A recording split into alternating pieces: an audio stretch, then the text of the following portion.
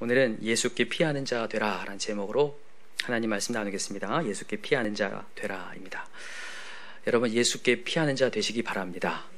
여러분, 우리가 왜 예수께 피해야 되는지 오늘 본문을 통해서 알아봤으면 좋겠는데, 오늘 1절을 한번 읽어볼까요? 자, 1절 읽어봅시다. 시작. 보라, 장차 한 왕이 공의로 통치할 것이요 방백들이 정의로 다스릴 것이며. 여러분, 여기 보라, 장차 한 왕이 온대요. 여러분, 이 왕은 누굴 얘기할까요? 예수 그리스도 얘기하죠. 근데 여러분, 웬만한 그냥 질문 던지면 다 예수님 얘기하면 됩니다. 그렇죠? 왕이 나셨도다 아시죠? 우리가 고요한 밤 거룩한 밤 마지막 부분에 왕이 나셨도다, 왕이 나셨도다. 왕이 나셨어요. 그 이 왕이 누구냐? 예수 그리스도인데, 그 예수 그리스도가 뭘로 통치한대요? 공의로 통치하고 그의 방백들은 정의로 다스릴 것이다, 이렇게 돼 있어요. 그러니까 정의로 다스리기 때문에 여러분, 우리는 예수님께 피해야 된다는 거예요. 그러면 여러분, 정의가 과연 무엇일까? 정의가 뭔지를 좀 먼저 알아볼 필요가 있어요. 정의가 뭘까? 여러분, 이전에 우리 책들 가운데 정의란 무엇인가 라는 책이 굉장히 인기리에 막 판매가 되었습니다. 이게 누가 지었냐면 하버드 대학 교수님인 마이클 샌들이라는 분이 지었는데, 정작 자기 고국에서는 많이 안 팔렸어요. 약 한 10만 부 팔렸거든요. 여러분, 우리나라에서 몇만 부 팔렸을까요? 200만 부 팔렸습니다. 야, 인구도 조그만 나라가 태평양 건너 저 먼 사우스 코리아에 이렇게 많이 팔렸다는 거예요. 놀래가지고, 자기도 놀래가지고 우리나라 와서 강연도 하고 그랬거든요. 그만큼 우리나라가 정의에 대한 관심이 많은 건가? 그건 또 아닌 것 같아요. 왜냐하면 제가 주변에 정의란 무엇인가라는 책을 갖고 있는 사람이 많더라고요. 그래서 읽어봤냐니까 3페이지 읽었대요. 왜 갖고 있냐니까 있어 보인다는 거죠. 있어 보이려고 갖고 있다는 거예요. 저는 뭐 안 있어 보이기 위해서 사지는 않았습니다. 근데 서점에 가서 그걸 좀 봤거든요. 근데 그 뭐라고 써 있냐면, 정의는 이게 3가지로 얘기를 하더라고요. 3가지. 뭐냐면, 하나는 각 개인의 행복이 있어야 되고, 진짜 정의로운 사회가 되려면 각 개인의 행복이 있어야 되고, 두 번째는 자기가 갖고 있는 기질이나 성품이나 생각이나 의견을 마음껏 발휘할 수 있는 자유가 있어야 되고, 세 번째는 사회에 좋은 영향력을 미칠 수 있어야 되는 어떤 그런 것들을 얘기해요. 3가지. 그러니까 영향력. 근데 여기서 이제 궁금해지는 게 뭐냐면, 각 개인의 행복, 과연 그것이 진정한 정의의 기준이 될 수 있는가라는 거예요. 제가 이전부터 얘기하지만 인간은 죄성을 갖고 있거든요. 근데 과연 인간이 그 어떤 정의의 기준이 될 수 있는가? 마이클 샌델 이 교수님이 뭐라고 뒤에 써놨냐면, 이 정의라는 것은 우리 전 세계 인구가 지금 70억이 넘거든요. 70억의 정의가 다 다르다는 거예요. 그럴 수 있죠, 진짜. 아까 전에 얘기했던 대로 각 개인의 행복이라는 것을 따지기 시작하면. 그래서 각 개인의 정의들을 인정해 줘야 된다는 메시지를 담고 있어요. 굉장히 그 읽을수록 더 복잡해집니다. 정의가 간편해지는 게 아니라 더 복잡해지는 것 같아요. 여러분, 그래서 이 메시지를 전하면서 그 책에 어떤 내용을 담냐면, 낙태죄 폐지에 대한 얘기를 하더라고요. 요즘에 낙태죄 폐지 운동이 계속 벌어지고, 지금 이제는 이게 어떻게 보면 헌법재판소에서 어느 정도 이제 다 합헌이 되어가지고, 아마 이번 올해 12월 31일까지 제대로 된 구체적인 법안이 나올 거라는 거죠. 낙태죄 폐지 운동을 왜 벌인 거냐면, 낙태는 죄가 아니다라는 거예요. 죄가 아니게 인정해달라는 거예요. 그 이유가 뭐냐면, 산모가 원치 않는 임신을 하게 되었을 때 그 아이를 만약에 낳게 된다면 그 앞으로 이 산모의 미래가 불행해질 거라는 거예요. 그래서 산모의 행복을 위해서 생명은, 낙태는 죄가 아니고 죽일 수 있다라는 거예요. 어때요, 여러분? 말도 안 되는 논리 아닌가요? 근데 이 각 개인의 행복을 위해서, 이 산모의 행복을 위해서 생명은 죽여도 된다. 생명권이라는 것에 이걸 포기해도 된다라고 하는 거예요. 이 정의가 이 각 개인마다 이 기준이 다른 거죠. 그래서 이게, 여러분, 그래서 작년만 해도 이게 60분 무슨 토론 같은데, 심야 토론에서 막 토론을 했어요. 낙태죄 폐지를 해야 된다. 낙태는 죄다. 막 계속 싸웠거든요. 이거 말고도 요즘에 지금 계속해서 법안이 발의되고 있는 게 뭐냐면, 동성애 차별금지법이거든요. 동성애 차별을 금지해달라는 거예요. 동성애는 죄가 아니라는 거예요. 동성애는 우리의 성적 취향이라는 거예요. 남자가 남자를 좋아하는 건 성적 취향이지, 이건 죄가 아니니까 제발 차별금지법으로 우리를 차별하지 말아달라. 이런 법이 지금 발의하려고 지금 계속 지금 노력하고 있거든요. 제가 이것만 봐도 그래요. 여러분, 성경은 분명히 얘기합니다. 동성애 죄예요. 맞죠? 죄는 여러분 합리화될 수 없어요. 미화될 수 없습니다. 여러분 성경에 분명히 얘기합니다. 성경에 보면 죄가 가득해지잖아요. 반드시 멸망으로 가요. 그것을 우리가 정확히 알 수 있는 게 노아의 홍수 사건입니다. 아시죠? 죄가 관영하고 가득 참에 하나님이 이제 홍수로 멸하겠다 이렇게 얘기하신 거죠. 또 하나가 소돔과 고모라 사건이에요. 그죠? 거기에 동성애가 가득해지고 음행이 가득해지자 하나님이 하늘로부터 오는 유황불로 멸망을 시킨 거. 나중에 여러분 가나안 땅으로 이스라엘 백성이 들어가는데 하나님이 이 가나안 땅에 살고 있는 아모리 족속, 여부수 족속의 죄가 차기까지 하나님 기다리신다고 돼 있어요. 어느 정도 죄가 차니까 이스라엘 백성으로 하여금 그 땅을 심판하게 하시는 거거든요. 그러니까 여러분 죄가 차면 마지막은 반드시 멸망입니다. 이게 기정사실화된 거예요. 죄를 둔갑시킬 수 없어요. 근데 인간적인 행복으로 말미암아 그걸 둔갑하려고 한다는 거예요. 여러분 더 우리에게 절망적인 게 뭐냐면 성경은 뭐라고 얘기하냐면 의인은 없나니 하나도 없다고 얘기해요. 이 땅에 의인, 죄를 짓지 않은 인간은 아무도 없다고 얘기하고 모든 사람이 죄를 범하였음에 어디에 이르지 못하더니 하나님의 영광, 구원에 이르지 못한다는 거죠. 이게 우리를 굉장히 절망스럽게 하잖아요. 여러분 이런 메시지만 들어도요, 아까 전에 얘기했던 그런 이 땅에서의 내리는 그 정의라는 것에 대한 정의, 그게 아무것도 아닌 게 돼요. 이 땅에서 여러분 아무리 행복하고 각 개인의 아무리 자유가 있고 아무리 주변에 영향력을 미친다 할지라도 내가 마지막이 멸망이라면 그게 다 무슨 소용이냐는 거예요. 아무 소용이 없는 거죠, 이 땅의 삶이. 그래서 여러분 누가복음 12장에 어떤 부자에 대한 비유가 있잖아요. 그죠? 곳간에 탁 채워놓고, 야 내가 곳간이 많은 거 채워놨으니 나 영혼 쉬고 놀자, 이렇게 편안히 쉬자 이렇게 얘기할 때 하나님 뭐라고 했어요? 오늘 밤 내가 뭘 찾으리니? 영혼을 찾으리니. 네 영혼을 찾겠으니 네 곳간에 있는 것이 다 무슨 소용이 있겠느냐 이렇게 얘기하시거든요. 아무것도 아니라는 거예요. 그래서 여러분 이 땅에서의 정의가 아니라 우리는 진짜 알아야 되는 게 뭐냐, 이 땅의 인간은 그 정의가 기준이 될 수 없다는 걸 확실히 아셨으면 좋겠고, 우리의 진정한 정의는 하나님이셔야 될 줄 믿습니다. 하나님만이 기준이에요. 여러분 하나님 우리 창조하셨죠? 하나님 우리 창조하셨기 때문에 하나님만이 진리고 우리의 정의가 될 수 있는데, 그러면 하나님의 정의는 무엇인가 말씀드릴게요. 하나님의 정의는 한마디로 얘기하면 죄인에게 은혜를 베푸심이 정의예요. 여러분 이게 정의라고요. 이게 진정한 좋은 소식이에요.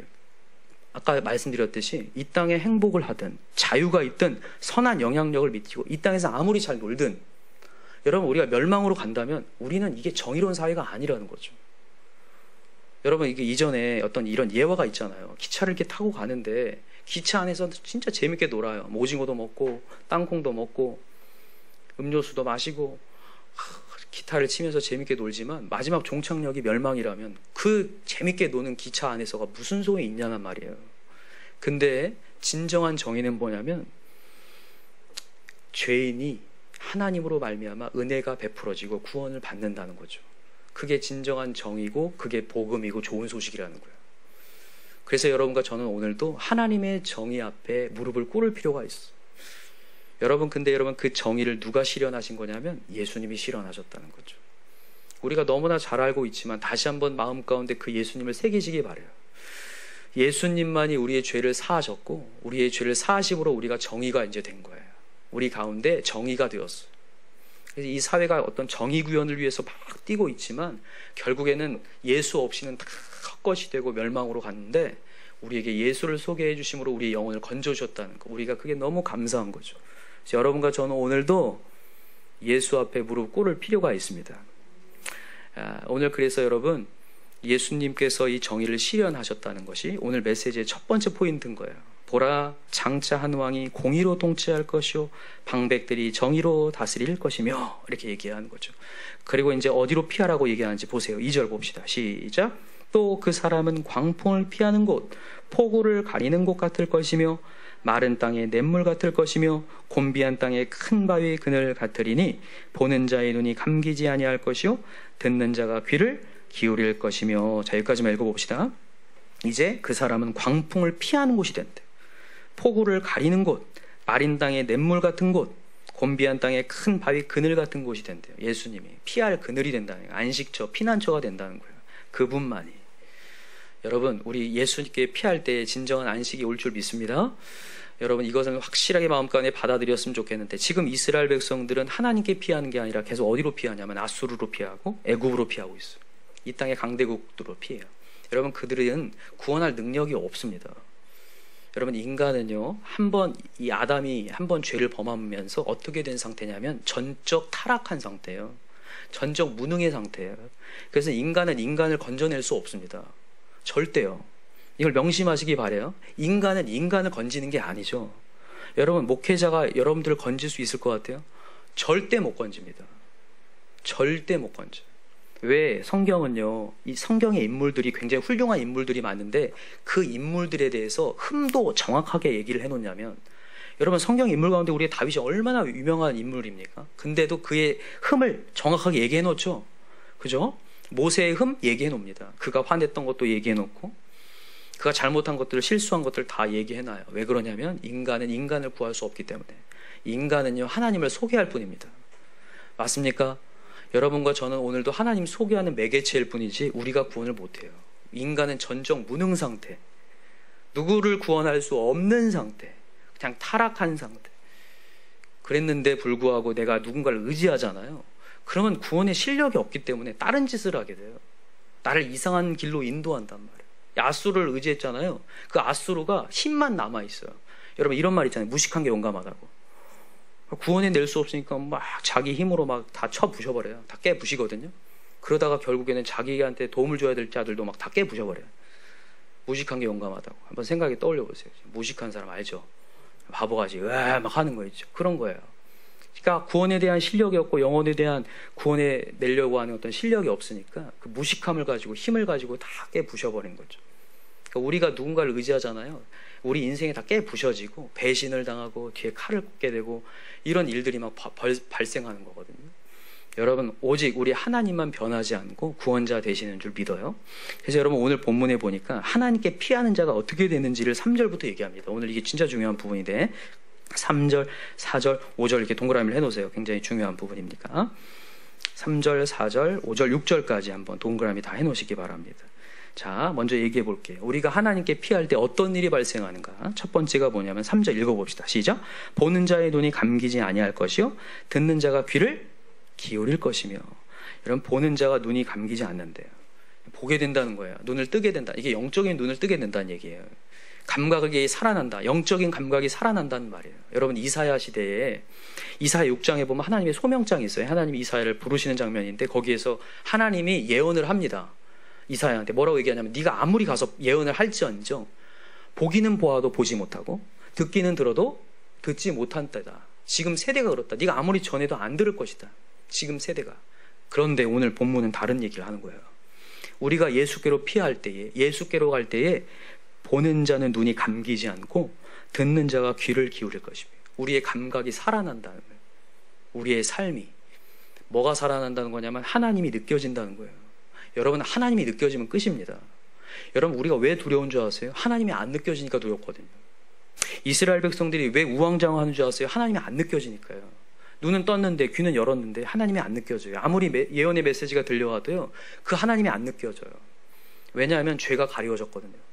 죄가 우리를 가리워져가지고 하나님을 절대 느낄 수가 없는데, 여러분, 예수 그리스도가 오심으로 우리의 죄를 사해버렸거든요. 그래서 여러분들이, 제가 오늘도 예수께 다가오잖아요. 하나님을 느끼는 역사가 일어납니다. 진짜 하나님이 내 가운데 계시는구나를 깨닫게 돼요. 놀라운 역사가 일어나는 거예요. 그래서 여러분과 제가 오늘도 모든 시선을 주님께 딱 드리잖아요. 그러면 그게 하나님을 느끼게 되고 역사가 된다는 거예요. 여러분, 믿으시기 바랍니다. 모든 시선을 주님께 드리고 살아계신 하나님을 느낄 때 내 삶은 주의 역사가 된다는 거예요. 여러분, 오늘 믿으시기 바라요. 하나님께 시선을 집중할 때 역사가 되는구나. 아, 하나님을 느끼게 되는구나.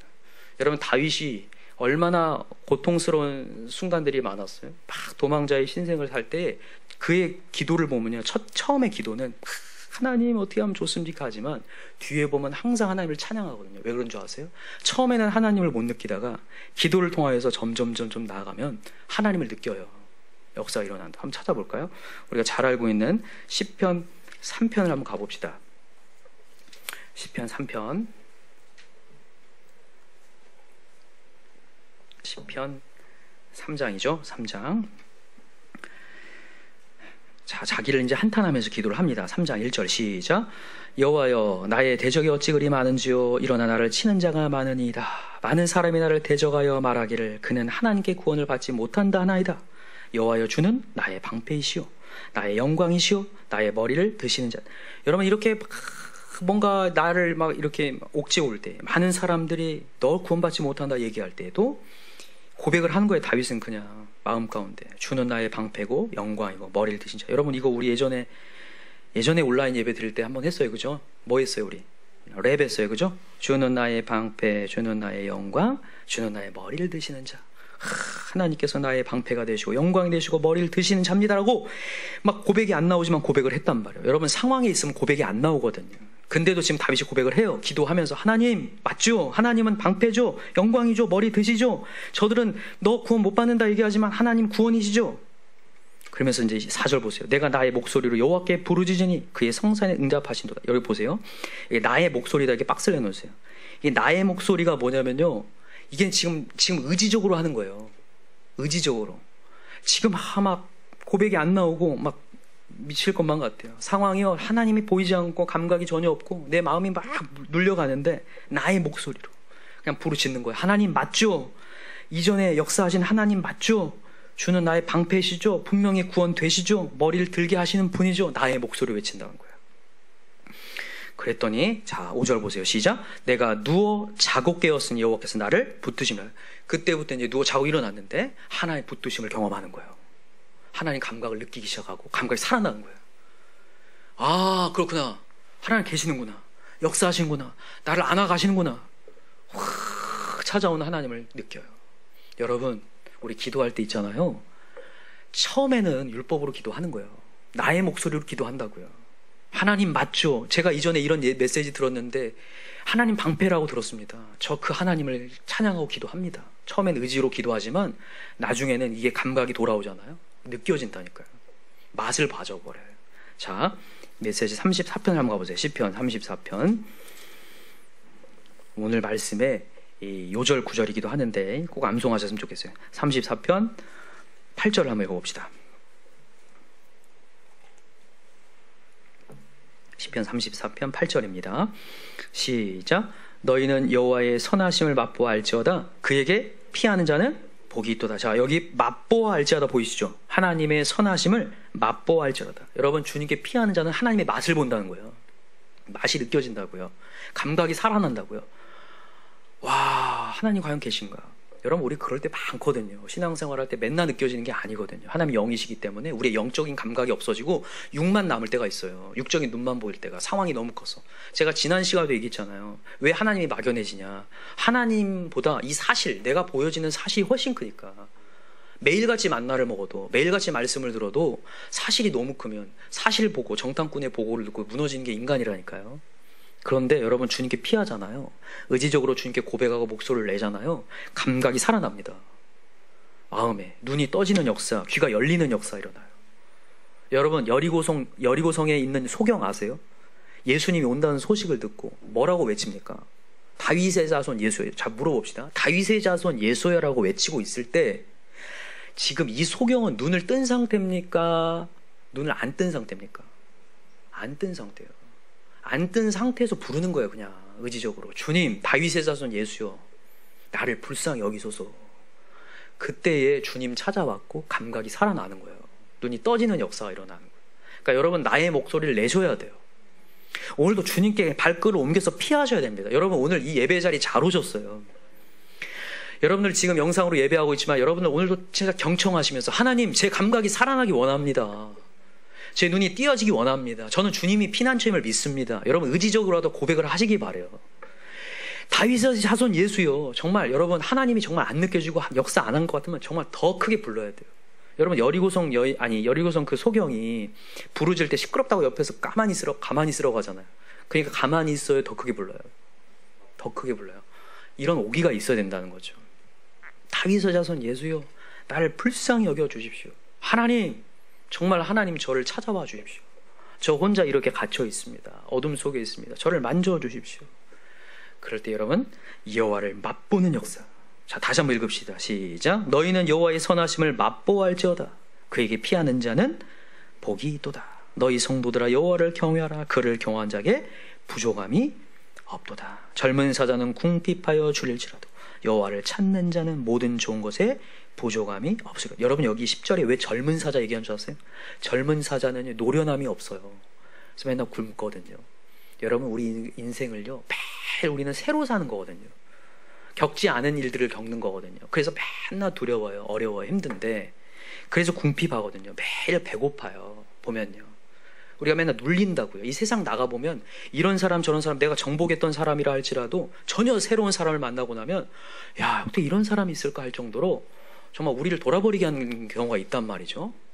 근데 여러분 궁핍하고 줄일지라도 여호와를 찾는 자는 모든 좋은 것에 부족함이 없어요. 하나님이 그때그때마다 피할 길을 내시고 지혜를 허락하시고 명철을 주셔서 우리에게 부족함이 없게 만들어 주신다는 거예요.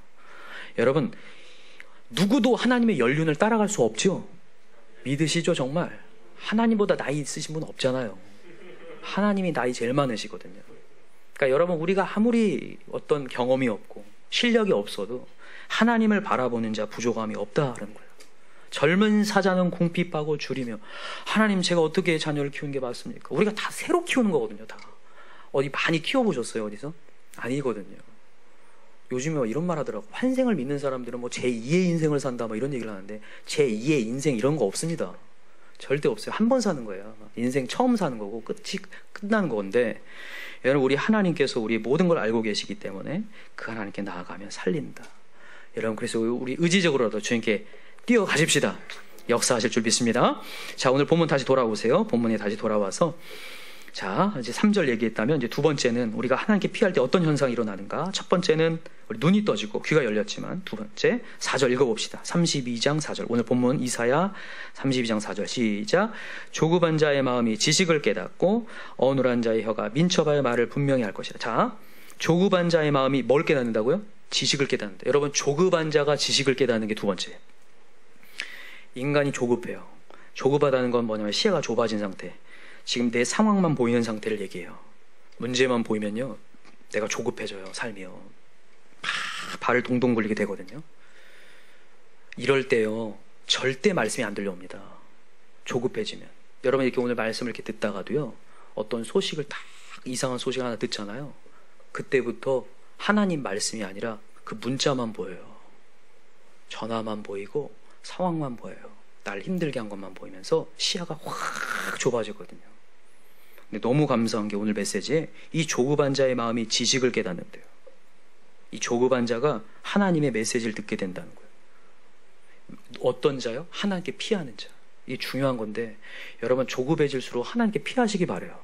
여러분 조급할 때 선택하는 모든 선택은 다 실수합니다.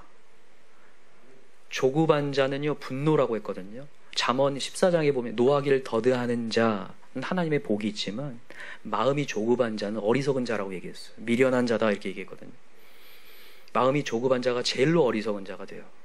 마음이 조급하면 반드시 실수하고 그 분노가 사람의 상처를 주고 자기도 상처가 되고 예배가 망가져 버려요. 여러분 조급할 때 하나님께 뛰어야 됩니다. 마음이 조급해질 때. 그래서 하나님께 뛰어가서 뭐라고 얘기해야 되냐면 하나님 제가 지금 이 판단이 이렇게 빨리 판단하려는 이 판단이 이 지금 앞으로의 미래가 두려워서 내가 이걸 피하려고 판단하는 걸까요? 아니면 전능의 하나님을 믿고 판단하는 걸까요? 라고 물으셔야 돼요. 대부분의 사람들은요 왜 조급해지냐면 앞에 미래가 두려워서요. 어떻게 될까봐. 여러분 사울이요 사무엘상 보면 계속 급하다는 얘기를 해요. 옛날 성경에는 그걸 군급이라는 단어를 쓰거든요. 군급했다 이렇게 얘기해요. 사울이 계속 계속 급해요. 여러분 사울은 왕이잖아요. 급할 필요가 뭐가 있어요 사실. 자기가 최고인데 근데도 불구하고 이 배후에 하나님이 없으니까 하나님께로 피하지 않으니까 계속 급하게 자기보다 이 다윗이 자기의 왕권을 뭔가 할 것 같은 거예요. 그러니까 계속 다윗을 죽이려고 계속 급한 인생을 사는 거예요. 자기 미래의 두려움 때문에. 여러분 명심하시기 바래요. 오늘 이게 지혜인데 여러분 조급해질수록 내 뭐가 될 것 같아요. 그래서 발을 동동 굴리고 그 조급함으로 판단하지 않기 바래요. 오늘도 하나님이 역사하시면 모든 일들은 다 하나님이 평정하실 줄 믿습니다. 조금 늦게 가셔도 됩니다.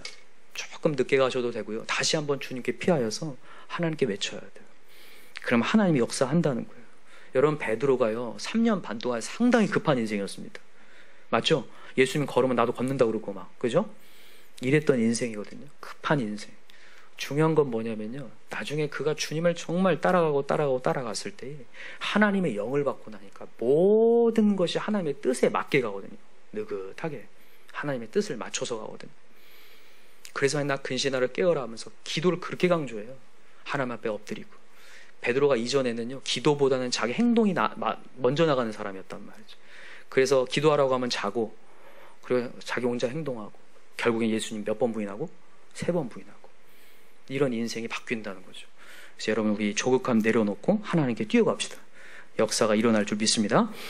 자, 3번째로 봅시다. 3번째는 뭐냐면 여기 4절 하반절 보세요. 어눌한 자의 혀가 어떻게 되고? 민첩하여 말을 분명히 할 것이다. 어눌한 자의 혀가 민첩해진대요. 자, 여기 어눌하다라는 것은 이거 히브리어를 찾아보니까 뭐라고 되냐면 말을 더듬는다 이런 뜻이에요. 여러분 우리가 말을 언제 더듬을까요? 우리가 확신이 없을 때 더듬어요. 확신이 없을 때 이게 말을 이렇게 중얼거리게 되거든요. 확실하게 말하지 않고 중얼거리게 돼요. 내 배후에 하나님이 나를 밀어주고 있다라는 확신이 없으면요 중얼거리게 돼요. 여러분 사회생활 나가서 내가 중얼거리면서 확신이 없고 이렇게 눈이 풀려 있고 뭔가 이렇게 주저하잖아요. 잡혀 먹습니다. 이 세상이 그래요. 참 세상이 그렇더라고요. 여러분 그래서 저는 여러분들이 꼭 추천합니다. 사회생활을 하기 전에, 세상에 나가기 전에, 면접을 보기 전에 항상 하나님께 찾아 들어가서 마음의 확신을 얻고 가셔야 돼요. 내 배후에 하나님이 나를 밀어주고 계신다. 확신이 있을 때 누군가 뭔 질문을 던져도 확신 있게 얘기할 수 있어요. 내 인생에 대한. 근데 그 하나님에 대한 배후에 하나님에 대한 믿음이 없으니까 이 사람이 나를 어떻게 생각할까? 저렇게 할까? 계속 골머리를 앓아요. 주저하게 되거든요. 그러지 않길 바라요. 우리 내 뒤에 하나님이 계시면요 철학이 분명해지고 확신이 있게 되고 그 확신 앞에 저 사람들이 감동을 받게 돼요. 아무리 심사위원이라 할지라도 다 인간이거든요. 사실은 조급하며 조마조마한 인생들인데 내 확신과 하나님이 주신 어떤 강력한 신념을 가지고 나아가면 그들이 꼬꾸라진 놀라운 역사가 일어날 거라는 거죠. 또 오늘 메시지가 그거예요.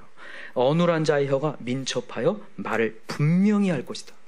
확실하게 얘기한다는 거예요. 하나님은 살아 계신다. 이렇게 하나님은 역사하신다. 저는 이돈 장로님 아시죠? WTC 총재가 부총재가 되셨던 이 이돈 장로님이 처음에 유학 갈 때 비행기에서 이제 하나님이 너와 함께 하신다 그 편지 내용만 있었고 부모님이 전혀 돈이 없었다고 했잖아요. 저는 그 부모님의 그 편지가 너무 멋있는 것 같다는 거예요. 야, 얼마나 부모님이 확신이 있으면, 하나님이 널 책임진다는 그 얼마나 큰 믿음이 있으면. 그렇잖아요. 자식을 먼 이국 땅에 보내는데 어떻게 돈 한 푼을 안 번. 너무하지 않나요? 이런 부모님은 최악이 아니에요, 그죠? 근데 얼마나 큰 확신이 있으면, 얼마나 분명하면 네 배후에 하나님이 계신다, 역사한다, 탁 적어놓고 보낸 거. 그것이 그 이돈 장로님을 살린 거거든요. 사실 그렇게 생각해요. 이돈 장로님도 믿음이 훌륭하지만 전 그 부모님의 믿음이 놀랍다는 생각이 들어요. 야, 정말 하나님께 완벽히 맡길 수 있는 분이구나. 우리가 얼마나 조마조마할 때가 많아요. 근데 하나님께 완전히 맡겨가지고 하나님 일할 거다. 분명한 확신. 여러분 우리가 주님께 피하는 자는 이런 분명한 확신이 내 마음 가운데 생기고 입술을 고백하게 될 줄 믿습니다. 자, 4번째예요. 자, 5절 읽어봅시다. 시작. 어리석은 자를 다시 존귀하다 부르지 아니하겠고 우둔한 자를 다시 존귀한 자라 말하지 아니하리니 라고 되어 있어요. 자, 어리석은 자를 다시 존귀하게 부르지 않는다. 자, 여기 보면 존귀하다는 이건 고상하게 여기다 이런 뜻이에요. 여러분 이 어리석은 자는 하나님이 없다라고 얘기한 자를 어리석다고 하거든요. 우리가 하나님이 진정한 피난처가 안 될 때는요 세상이 그렇게 부러워요. 제가 이전에도 얘기했죠. SNS를 보면 세상 사람들 다 행복해 보이고 자유롭게 잘 사는 것 같아요. 나만 이렇게 쪼그랗게 사는 느낌이 들어요. 아직 하나님이 피난처가 안 돼서 그래요. 하나님이 피난처가 되잖아요. 어리석은 자들을 다시는 존귀하다 부르지 않아요. 야, 저 사람 부럽지가 않다고요. 아무것도 아니게 여겨져요. 오히려 불쌍히 여기대요. 야, 하나님 없이 저 즐기는 모습. 여러분 노아의 시대에 뭐라고 표현하냐면 그들은 모두 다 먹고 마시고 시집가고 장가가다 망했다 이렇게 돼 있거든요. 그게 사실은 보여야 돼요. 우리가 야, 저렇게 가다 망하겠구나. 오히려 긍휼이 생겨야 되는데 우리가 하나님이 없이 내 마음에 배후에 하나님의 든든한 백이 마음 가운데 안 믿겨지면 그들의 어리석은 자를 존귀하게 여기게 돼요. 고상하게 여기게 되고 막 부러워지고 눈에 하트가 뿅뿅 날아가요. 잘못된 건데도 불구하고 그 짓을 해요. 우둔한 자를 다시 존귀한 자라 말하지 아니하리니. 이제 더 이상 우리가 하나님의 피난처가 되는 순간 더 이상 그들이 부럽지가 않아요. 여러분 유유상종이라는 말 아시죠? 끼리끼리 논다. 내 신앙 상태를 보면 어떻게 알 수 있냐면 내 옆에 있는 친구를 보면 아는 거예요. 내가 이 사람하고 너무 잘 통해. 근데 이 사람이 세상적으로 굉장히 이게 나가는 친구인데 나랑 너무 잘 통해. 그러면 지금 뭐가 잘못된 거예요? 저 사람이 잘못된 거예요? 내가 잘못된 거예요? 내가 잘못된 거거든요. 내가 저 사람이 지금 부러운 상태거든요. 제가 고상해 보이잖아 이게. 내 시각이 지금 잘못된 거거든요. 그러니까 평가를 여러분 확실히 내죠. 이게 교회에 앉아있다고 되는 게 아니라 내가 누군가를 대화했는데 막 소통이 막 되게 잘 돼요. 와, 너무 즐겁고 너무 좋아요. 제가 그런 경우를 몇 번 보거든요. 와, 이 사람 정말 예수만 믿으면 딱 좋겠다면서 너무 잘 통한대요. 뭐 하는 거 취미도 뭐든 다 잘 통한대요. 근데 들어보면 아니거든요. 정말 세상으로 가고 있거든요. 근데도 잘 통한다면서 막 얘기를 해요. 왜 그러냐면 가치관이 안 바뀌어 있어요. 아직도 하나님이 피난처가 아니라 세상의 재물이 피난처고 세상의 실력이 피난처인 거죠.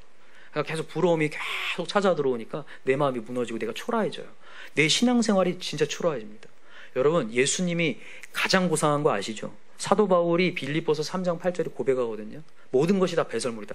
사도 바울이요 당시에 학문 중에 학문이 있는 사람이었어요. 그죠? 바리새인 중에 바리새인. 학문 제가 말했죠. 가말리엘 분화생 대단한 거라고. 당시 이스라엘의 0.1%에 드는 놀라운 사람이라고. 근데도 불구하고 예수를 딱 만나는 순간 그 학문이 아무것도 아닌 걸로 여겨져요. 배설물. 로마의 시민권. 그 당시 이 로마 시민권은 정말 최고의 권리잖아요. 그게 아무것도 아니게 돼요. 나는 하늘의 시민권만 있으면 된다라는 게. 이게 가장 고상하다 이렇게 여기게 되거든요. 여러분과 진짜 제가 하나님의 피난처가 되는 순간 그들이 부러워지지 않는 놀라운 역사가 일어날 줄 믿습니다.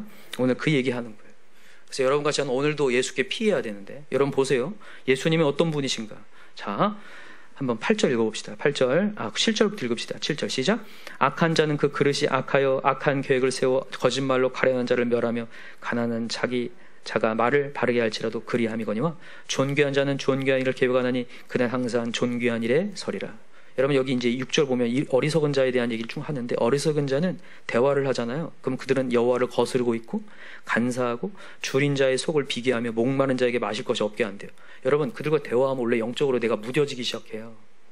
무너진다고요. 근데도 내가 그게 가치관이 안 변해 있으면요 그거 못 느껴요. 그게 그냥 좋은 것처럼 느껴지고 거기 가서 넋두리를 하고 앉아있어요. 내 신세한탄을 그 사람들한테 합니다. 여러분 절대 예수 믿지 않는 사람들, 신앙이 없는 사람한테 신세한탄 하지 마세요. 넋두리 하지 마세요. 절대로 해답이 없습니다. 확실합니다. 근데 여기 8절 보세요. 시작. 존귀한 자는 존귀한 일을 계획하나니 그는 항상 존귀한 일에 서리라. 존귀한 자 예수님을 얘기하는 거예요. 예수님은 고상한 분인데 이 고상한 분은 고상한 일을 계획한대요. 여러분 진짜 고상하면요 영혼을 살리는 게 제일 고상해요.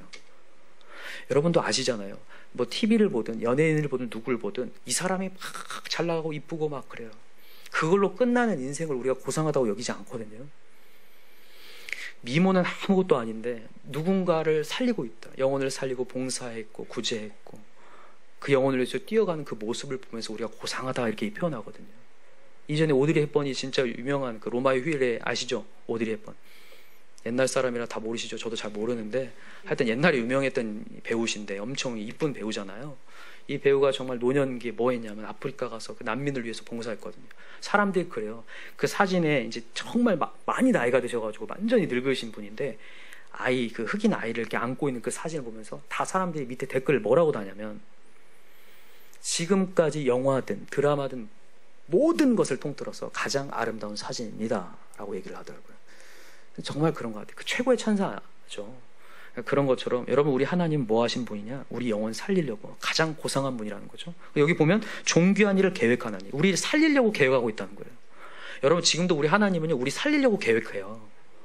놀랍죠. 저는 사도 바울이 그 다메섹 도에서 주님 만나는 장면이 너무 멋있어요. 여러분도 안 몇 수 있나요? 영화 같잖아요. 막 죽이러 가는데 갑자기 하나님이 빛이 딱 나타나가지고 딱 변신시키는 사람을 완전 돌려버리잖아요. 하나님은 근데 다 계획이 있었거든요. 그렇죠? 우리 항상 고백해야 돼. 하나님은 다 계획이 있군요. 항상 고백해야 돼. 야, 하나님이 계획이 있다는 거예요. 존귀한 일을 계획하나니 그는 항상 존귀한 일에 서리라. 항상 존귀한 일을 하신다는 거예요. 항상 구원하려고 한다는 거예요. 그래서 여러분, 우리가 주님께 피하잖아요. 주님께 다가오잖아요. 우리 살아납니다. 반드시 영적 감각이 살아나요. 믿으시기 바래요. 안 살아나는데 아닙니다. 여러분, 살아날 때까지 기도하시기 바래요. 다윗이 살아날 때까지 기도한 거예요. 항상 보면 시편에 보면 첫 번째는 항상 마음이 어려운 상태에서 기도를 하지만 마지막은 항상 주님을 찬양해. 맞아요, 하나님. 역시나 하나님 구원이셨습니다를 고백하면서 끝나거든요. 여러분, 우리 감각을 다시 살립시다. 역사가 일어났으면 좋겠는데 너무나 안타깝게 여러분 9절 보세요. 여기 보면 이제 하나님께 피하지 않는 자들에 대한 예옥이 나와요. 한번 읽어봅시다. 9절 시작. 너희 안일한 여인들아 일어나 내 목소리를 들을지어다. 너희 염려 없는 딸들아 내 말에 귀를 기울일지어다. 너희 염려 없는 여자들아 1년 남짓 지나면 너희가 당황하리니 포도 수확이 없으며 열매 거둔 일이 이르지 아니할 것이라. 너희 안일한 여자들아 떨지어다. 너희 염려 없는 자들아 당황할지어다. 옷을 벗어 몸을 드러내고 배로 허리를 동일지어다. 자, 보면 안일한 여인들이 나와요. 하나님께 피하라고 그렇게 얘기해도 안 피해요. 이 사람들은 어떤 사람들일까? 염려 없대요. 괜찮은 사람들 아니에요, 그죠? 그게 그 말이 아닙니다. 이 사람들은 어떤 사람들이냐면 그냥 지금 있는 수준이 괜찮다는 거예요. 지금으로도 예수님 없어도 살 수 있다는 거예요. 정말 그럴 수 있습니다. 자, 보세요. 하나님이 우리에게 은총을 주신데 두 가지 은총을 줘요. 첫 번째는 하나는 일반 은총이고 또 하나는 무슨 은총입니까? 특별 은총이라고 부르거든요. 일반 은총과 특별 은총. 일반 은총이 뭐냐면 예를 들어서 이런 겁니다. 물, 공기, 산소 이런 거 일반 은총입니다. 믿지 않아도 다 누릴 수 있어요. 맞습니까? 다 누릴 수 있어요. 여러분 열심히 노력하잖아요. 예수 안 믿어도 성공할 수 있습니다. 열심히 돈을 위해서 돈을 벌겠다고 하잖아요. 돈 법니다. 그러니까 아까 전에 얘기했던 누가복음 12장 메시지가 있는 거예요. 부자가 열심히 벌어놓고 내가 다 벌어놓지 쉬자 할 때 하나님 영원 찾겠다는 얘기가 그냥 한 얘기가 아니에요. 노력하면 벌 수 있다니까. 이 땅에서 성공한다니까요. 그게 일반 은총이라고 불러요. 지금 이 사람들이 어떤 상태냐면 일반 은총에 머문 상태인 거예요. 나는 일반 은총에 만족하겠다는 거죠. 그때 하나님 말씀하시는 거예요. 너에게 이제 하루아침에 당황하는 일이 닥칠 것이다. 심판이 다가온다. 반드시 죽음은 있다. 끝나는 때가 오는데 그 다음에는 심판이 있으리니 하나님 말씀하시는 거죠. 여러분, 감사하게도 우리 신앙인들, 하나님이 선택한 백성들은요 절대로 일반 은총에 만족해지지 않아요. 우리가 다 갖고 있어도요 마음이 한 곳이 뻥 뚫려 있습니다. 왜냐하면 하나님의 선택된 백성은 다 특별 은총을 받아야 되는 존재예요. 하나님이 있어야 되는 존재예요. 하나님이 없잖아요. 아무리 내가 인생에 뭐 직장도 잘 다니고 그래 돈도 웬만큼 벌고 건강하고 그래도 관계도 괜찮아도 이상하게 마음이 어렵고 내가 막 눌려버려요. 하나님의 선택된 백성이라 그래요. 그리고 혹시나 내가 일반 은총에 만족하면서 잘 산다 할지라도 하나님의 사람이잖아요. 반드시 심판을 내려서라도 완전히 무너뜨려 버립니다. 그래서 여러분, 예수님이 오셨을 때 누가 예수님을 영접하냐면 당시에 정말 심판받았다고 여기는, 저주받았다고 여기는, 당시에 여러분 병든 자는 다 저주받았다고 여겼거든요. 하나님 버렸다고 여겼거든요. 그런 사람이 다 주님 만나는 거죠. 하나님이 그렇게 만들어서라도 주님 만나게 해주는 거죠. 그래서 우리는 너무 감사한 거예요. 하나님께서 우리를 내버려 두지 않는구나. 그래서 여러분 이제 뭔 얘기를 하시냐면, 자 15절을 보세요. 자 동그라미 해놓고요.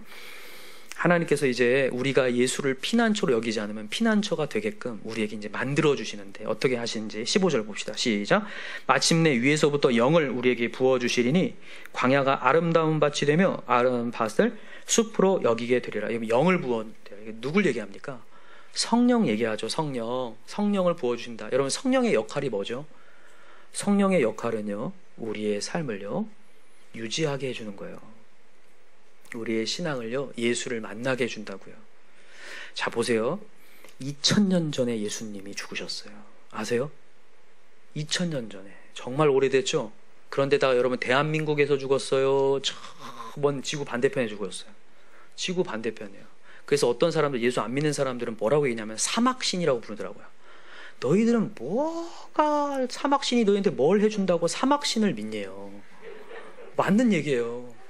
저도 어렸을 때 이걸 읽다가 한국 역사도 배우기 어려운데 뭐 이렇게 이스라엘 역사를 이렇게 읽어야 되고 그러지 않아요?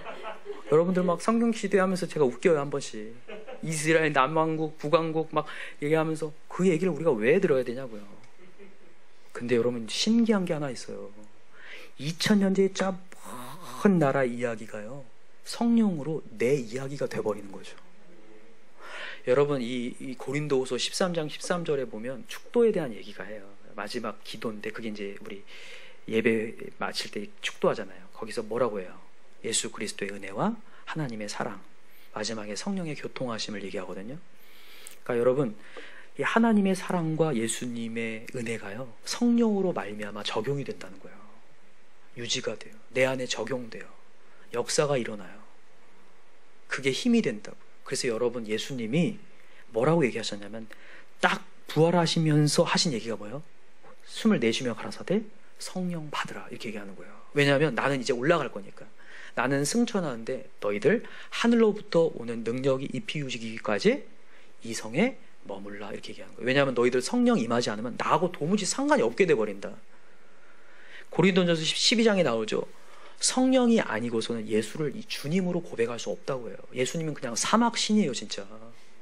좀 먼 나라라니까요. 제가 성지순례 가보니까 너무 멀어요 진짜. 제가 그때 카타르 그 항공을 타고 갔는데 우즈베키스탄에서 내렸다가 거기서도 또 5시간을 또 간대요. 그래서 한숨이 나오더라고요. 거기까지도 많이 갔는데 또 가더라고요. 그러면서도 정말 한참 들어가서 이스라엘 들어갔거든요. 정말 먼 곳이에요. 그래서 제가 거기 딱 도착하자마자 그 생각이 두 가지가 떠올려요. 하나는요, 너무 하나님의 메시지와 역사를 많이 공부해서 그런지 고향에 온 것 같아요.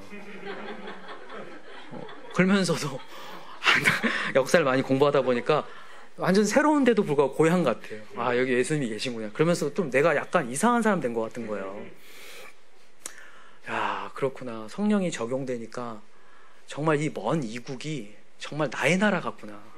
여러분 천국이 그럴 거예요. 여러분 천국이 낯설면 절대 안 됩니다. 우리가 앞으로 가게 될 천국이 낯설면 안 된다고요. 하나님은 일단 우리 마음이 천국이라고 했거든요. 하나님과 되게 친밀해지셔야 돼요. 친근해야 됩니다. 그래서 여러분 하나님 우리에게 성령을 먼저 부어서 네가 먼저 천국 되라고 하시는 거예요. 여러분 우리 만약에 성령 없는 상태에서 천국에 가면 적응을 못하고 떨어질 거예요. 여러분 제가 이해가 안 가는데 이런 뉴스를 들어보셨는지 모르겠어요. 탈북민들이 다시 올라간다는 거, 월북하는 거 들어보셨어요? 이해가 돼요? 와, 이해가 안 되죠. 근데 그분들이 고백을 해요. 이 땅에 와봤더니 너무 우울증에 시달려서 다시 고향으로 돌아가고 싶다는 거예요. 저는 그걸 이렇게 적용하고 싶어요. 우리가 하나님과 지금 친하지 않고 영적으로 깨어있지 않잖아요. 천국에 입성할 수 없을 뿐더러 천국에 입성하더라도 떨어져 나갈 거예요. 적응이 안 돼요. 왜냐하면 천국은 매일같이 예배할 거거든요. 여러분 알잖아요. 예배 막 고통스러운 사람 많거든요. 근데 매일 예배한다고 생각해서 그 천국입니까? 그 사람한테 그게 지옥이죠.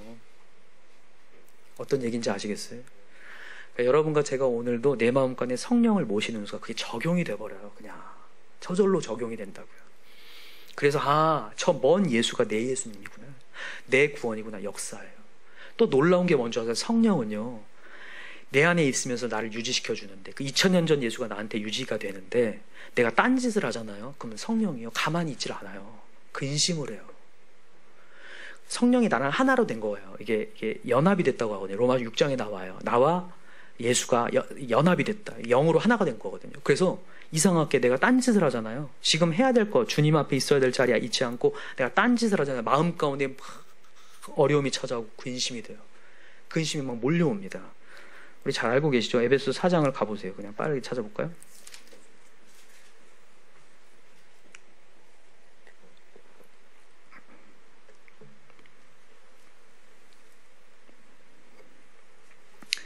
자, 한번 읽어봅시다.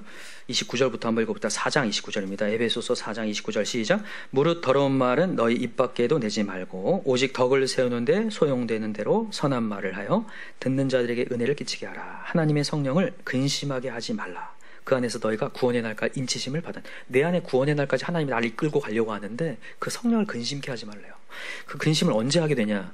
자, 31절. 너희는 모든 악독과 노함과 분냄과 떠드는 것과 비방하는 것을 모든 악의와 함께 버리고 서로 친절하게 하며 불쌍히 여기며 서로 용서하기를 하나님이 그리스도 안에서 너희를 용서하심 같이 하라. 여러분, 하나님이 언제 근심하냐면요, 내가 내 상황을 불평하기 시작할 때, 악독이 나오고 노함이 나오고 분냄과 비방이 막 나오기 시작할 때, 내게 주어진 영혼들에 대한 상황이 불평이 막 나오기 시작할 때 하나님이 근심해요. 어려워지기 시작해요. 또 하나는 그 영혼이 용서가 안 될 때. 우리가 여러분 어떤 상황을 보면서 용서가 안 되는 사람들 분명히 있거든요. 이해가 안 가는. 근데 그때 내 마음에 하나님 우리에게 사랑을 넣어줬기 때문에, 나도 너 마음에 안 들었지만 나 너 받아준 거야, 이렇게 하나님 부르시는 거죠. 그러면서 여러분, 우리가 하나님께 받은 용서대로 그 영을 불쌍히 여기며 용서하기 시작할 때 하나님의 영이 내 마음 가운데 춤을 춰요. 찬양을 하는데, 제가 왜 춤을 춘다는 표현을 하냐면요, 한 목사님께서 이건 고백하시더라고요. 자기가 정말로 모든 영혼들은 다 용서하고 목회자가 됐으니까 영혼들을 사랑하지만 자기가 용서하지 못하는 사람, 아버지 한 분 용서하지 못했거든요. 놀라운 건요, 하나님의 영을 정말 충만히 받고 그 영혼을 용서하기 싫을 때 갑자기 성령이 속에서 춤추는 게 느껴지더래요. 그냥 이렇게 누군가 영혼을 사랑했을 때는 되게 기쁜 정도였는데, 진짜로 그 한 벽을 넘었더니 성령이 속 안에서 춤을 추더래요. 정말로. 그래서 여러분, 우리 성령을 근심케 하지 마십시다. 오늘도 우리의 상황 속에서 비판과 비방을 멈추고 영혼을 사랑하는 것. 또 하나 찾아봅시다. 언제 성령님이 근심하시는지. 자, 야고보서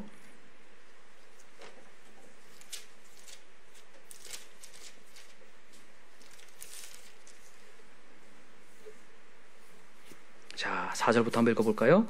4장 4절, 야고보서 4장 4절, 시작. 가늠한 여인들아, 세상과 벗된 것이 하나님과 원수됨을 알지 못하느냐? 그런즉 누구든지 세상과 벗이 되고자 하는 자는 스스로 하나님과 원수가 되는 것이라. 너희는 하나님 우리 속에 거하게 하신 성령이 시기하기까지 사모한다 하신 말씀을 헛된 줄로 생각하느냐? 하나님 우리 속에서 시기한다는 거예요. 그만큼 우리를 사랑한다는 거예요. 내가 하나님께 주목하지 않고 세상을 주목하면, 내가 하나님께 예배 자리에 있지 않고 전전긍긍하면 하나님이 시기해서 마음이 계속 어려워져요. 그래서 하나님께서 이 어려움 가운데 죽게 오게 하거든요. 근데 놀라운 건요, 이때요, 여러분들이 마음 가운데 하나님의 음성 듣고 순종하잖아요. 은혜가 더 커집니다. 자, 보세요. 6절 읽어보세요. 6절 시작. 그러나 더욱 큰 은혜를 주시나니 그러므로 일렀을 때 하나님이 교만한 자를 물리치시고 겸손한 자에게 은혜를 주신다 하였느니라. 그런즉 너희는 하나님께 복종할지어다. 마귀를 대적하라. 그리하면 너희를 피하리라. 하나님을 가까이 하라. 그리하면 너희를 가까이 하시리라. 여러분, 하나님이 더 큰 은혜 우리에게 주실 줄 믿습니다. 그래서 여러분, 성령이 적용케 하시는 영인데 그 적용의 영을 여러분 받으셔서 오늘도 여러분 예수께로 피하는 것이 정말 우리가 살 길이구나, 오늘도 깨닫는 저와 여러분 되기를 다 기도합니다. 여러분, 근심하고 성령님의 근심하고 시기하는 것을 여러분 이렇게 오래 갖고 가시면 안 돼요. 절대 오래 갖고 가지 않기 바라요. 여러분, 데살로니가전서 5장에 보면 성령이 소멸한다는 말이 있어요. 성령이 처음에는 시기하고 근심하지만 그게 계속 오래 가잖아요. 그러면 그게요, 내 타성이 돼버려요. 그 상태가 유지되잖아요. 그러면 성령이 근심하든 시기하든 그게 안 느껴져요. 성령을 소멸했다고 얘기해요. 여러분, 소멸이라는 단어가요, 이 헬라어로 찾아보면 끄다라는 뜻이에요. 불이 꺼지다. 불이 꺼져버려요. 감각을 잃어버리는 거거든요. 여러분, 그 전에 오셔야 돼요. 여러분, 근심하고 시기하면 절대 열매를 거둘 수 없습니다. 성령은 열매가 있거든요. 반드시 희락의 열매가 있고 기쁨의 열매, 담당함의 열매가 있는데 근심과 시기는 열매를 거둘 수 없어요. 그래서 여러분, 오늘도 분냄을 멈추고 오늘도 용서하며 오늘도 하나님 앞에 주목하여서 시선을 집중할 때 하나님의 역사가 될 줄 믿습니다. 우리 다시 한번 예수님께 뛰어갑시다. 예수님께 뛰어갈 때 하나님의 큰 영광의 역사가 일어날 줄 믿습니다. 우리 같이 찬양 한번 했으면 좋겠는데, 우리 찬양 한번 하고 우리 한번 기도합시다. 하나님은 우리의 피난처가 되시며 우리 찬양할 텐데요, 이 찬양 우리 가사를 한번 생각하면서 찬양했으면 좋겠는데,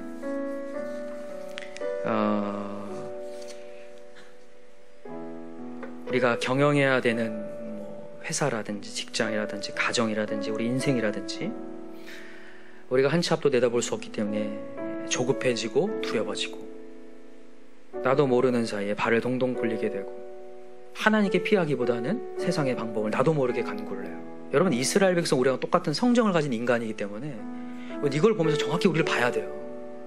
우리도 그런 상황이 닥치면 나도 모르게 아수를 의지하고 세상의 방식을 따라가거든요. 여러분, 오늘 말씀을 통해서 우리가 하나님께 피하는 습관을 들였으면 좋겠어요. 그러니까 여러분, 오늘 이 찬양 딱 부르고 하나님께 뛰어가는 습관이 들게 도와주십시오. 마음이 막 어려워질 때, 하나님이 느껴지지 않을 때 다윗처럼 목소리를 내어서 하나님은 저의 방패시죠. 산성이죠. 머리를 드시는 분이죠. 고백할 수 있는 자 되게 도와주십시오. 그러니까 내 입술에 정말 습관이 되게 해달라고. 여러분 불평도 습관이고 불만도 습관입니다. 비방하는 거 습관이거든요. 이거 멈춰야 돼요. 지금 멈추고 주님 앞에 뛰어갈 수 있어요. 다윗은요 입술로 열매를 거둔 자예요. 입술로 계속해서 하나님을 고백하는 거 결국엔 진짜 산성이 되시고 역사가 되시는 걸 보거든요. 그러니까 여러분 우리의 입술이 진정으로 하나님께 뛰어가는 입술 되게 해달라고, 하나님을 의지하는 입술 되게 해달라고 이 찬양 우리 하고 같이 기도합시다. 우리 가슴에 손을 얹고 우리 찬양합시다. 하나님은 우리의 하나님은 우리의 피난처가 되시며 환난 중에 우리의 힘과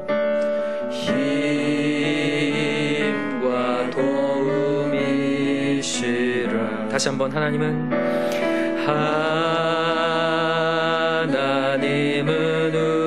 우리의 피난처가 되시며 환난 중에 우리의 힘과 도움이. 너희는 가만히 있어. 너희는 가만히 있어. 주가 하나님 되말지어다. 열방과 세계 가운데 주가 높임을 받으리라. 사랑합니다 내 아버지.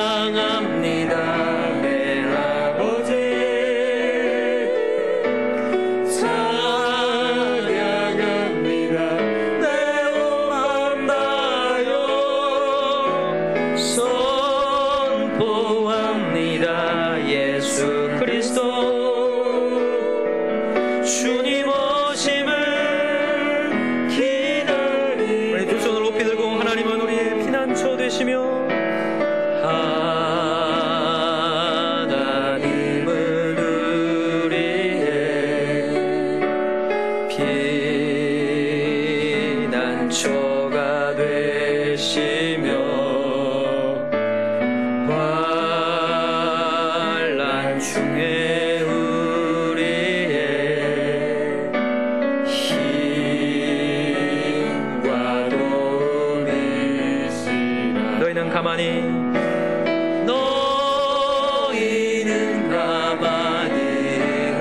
있어. 주가 하나님 되말지어다. 열방과 세계 가운데 주가 높임을 받으시라. 사랑합니다.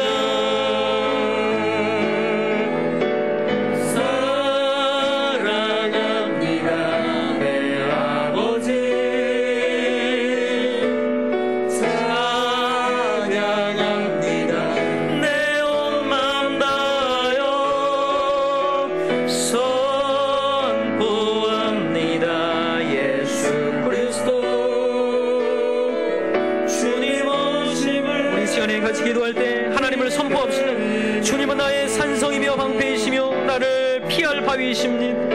하나님은 나를 건지실 분이십니다. 내가 주님께 피하는 자, 언제라도 어떤 상황에서라도 주님께 달려가는 자 되게 해달라고 우리 시간에 주여 한번 크게 부르고 기도합시다. 주여 하나님 아버지 감사합니다. 오늘도 예수님을 우리에게 소개해 주시니 감사합니다. 이 세상의 정의가 무엇입니까? 이 세상의 아버지 하나님, 우리의 정의가 무엇입니까? 어떻게 하는 게 잘 사는 겁니까? 어떻게 살아가는 게 행복한 인생입니까? 하나님 하나님, 우리가 예수님을 제대로 모셔야 행복한 인생임을 다시 한번 깨닫게 해주시니 감사합니다. 아무리 이 땅에 열심히 산다 할지라도 내 안에 아버지 하나님 진정 예수가 없는 순간 멸망이라 했습니다. 내 안에 우울함이라 했습니다. 어둠이라 했습니다. 그런 하나님을 만나는 순간, 하나님이 적용되는 순간 내 안에 천국이 되고 역사가 되는 줄 믿습니다. 오늘도 그 하나님을 모시려고 합니다. 주여 역사여 주시옵소서. 하나님, 오늘도 우리가 이 세상의 뉴스와 내 앞에 일들에 대한 예상을 하며 조급해집니다. 나도 모르는 사이에 또 말이 어눌해집니다. 또 하나님 아버지 주저합니다. 이렇게 가는 게 맞는지 나도 모르게 분노와 누군가의 마음에 들지 않는다고 욕을 하게 됩니다. 또 나도 모르는 사이에 노하게 됩니다. 하나님, 모든 비방과 노함을 다 내려놓고 조급함을 내려놓고 노하기를 더디하며 하나님을 찾게 도와주시옵소서. 조급하게 하나 성을 내지 않게 하시고 또 하나님께 뛰어들어가 하나님 저를 살려주십시오. 하나님, 우리가 이제 피난처로 뛰어가는 게 습관이 되기 원합니다. 이제 하나님 언제라도 다윗처럼 목소리를 내기 원합니다. 나의 목소리로 하나님 고백하기 원합니다. 주님을 선포하기 원합니다. 주님은 나의 방패입니다. 주님은 나의 머리를 드시는 분입니다. 하나님, 오늘도 그 하나님을 찾습니다. 주여 도와주시옵소서.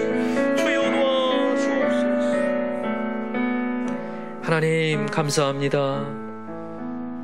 이 땅의 정의를 위하여 뛰어가지만 인간은 정의를 만들어낼 수 없음을 오늘 말씀을 통해 알게 하시니 감사합니다. 우리의 죄를 사할 수 있는 분 예수밖에 없습니다. 오늘도 나는 예수를 믿습니다. 많은 세상의 여러 가지 일들과 상황들과 뉴스와 소식들이 예수보다는 세상을 의지하라, 이 세상의 것들에 대비하라 얘기하지만 성경은 얘기합니다. 예수가 진정한 준비인 줄 믿습니다. 오늘도 불안한 세상 속에서 다시 예수를 영접하기 원합니다. 오늘도 재영접의 역사가 있게 하여 주옵소서. 예수님을 절번 2000년 전에 예수로 믿지 않게 하시고, 예수님은 나의 예수님이구나, 나의 피난처구나, 나의 그늘이시구나, 나의 피할 바위시구나, 나의 예수님으로 적용되는 역사 일어나게 도와주옵소서. 오늘도 영적으로 민감해져서 내가 이 자리에 있는 것이 성령이 좋아하지 않는구나, 내가 하는 행동이 지금 성령님께서 근심하시는구나.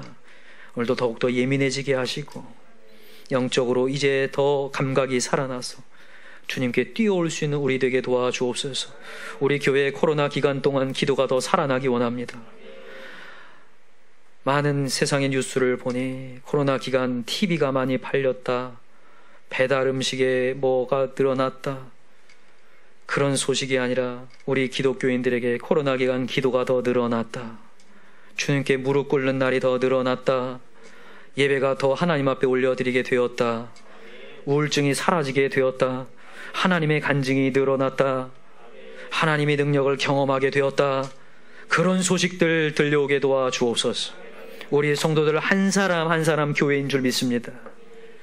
그 교회를 세우게 도와주시고 가정마다 이제 많은 간증을 만들어낼 수 있도록 다윗처럼 항상 주님 앞에 뛰어나가 나의 목소리를 낼 수 있는 귀한 시간 되게 도와주옵소서. 예수님의 이름으로 기도하옵나이다. 아멘. 하나님께 영광의 박수 올립시다. 오늘도 우리와 함께 하신 하나님께서 감사합니다.